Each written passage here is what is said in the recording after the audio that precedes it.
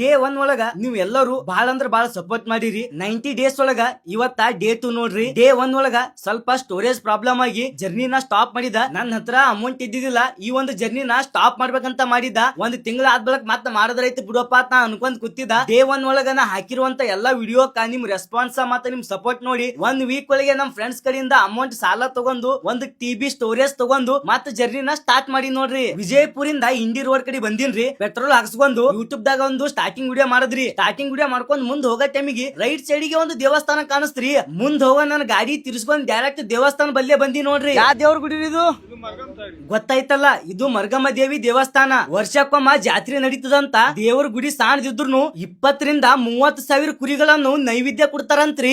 ಈ ಟೆಂಪಲ್ ಕ ನಾವು ಬ್ಯಾಬೇರಿಗೆ ನಾಗ್ತನಕ ಇಂಡಿ ಹೋಗೋ ಟೈಮಿಗೆ ನಾವೆಲ್ಲರೂ ನೋಡ್ಬೋದು. ಅಲ್ಲಿಂದ ಈಗ ನಾ ಮತ್ತೊಂದು ಪ್ಲೇಸಿಗೆ ಬಂದಿನಿ. ಇದು ಯಾವ ಪ್ಲೇಸ್ ಅದಂತ ನಿಮ್ಗೆ ಏನಾದ್ರು ಗೊತ್ತೈತಂದ್ರ ಕಮೆಂಟ್ ಬಾಕ್ಸ್ ತಿಳಿಸ್ರಿ. ಬಹಳಷ್ಟು ಜನರು ಈ ಊರಿಗೆ ಬಂದ್ ಹೋಗಿರ್ತೀರಿ, ಆದ್ರೆ ಈ ಒಂದು ಪ್ಲೇಸ್ ನೋಡಿರ್ಲ.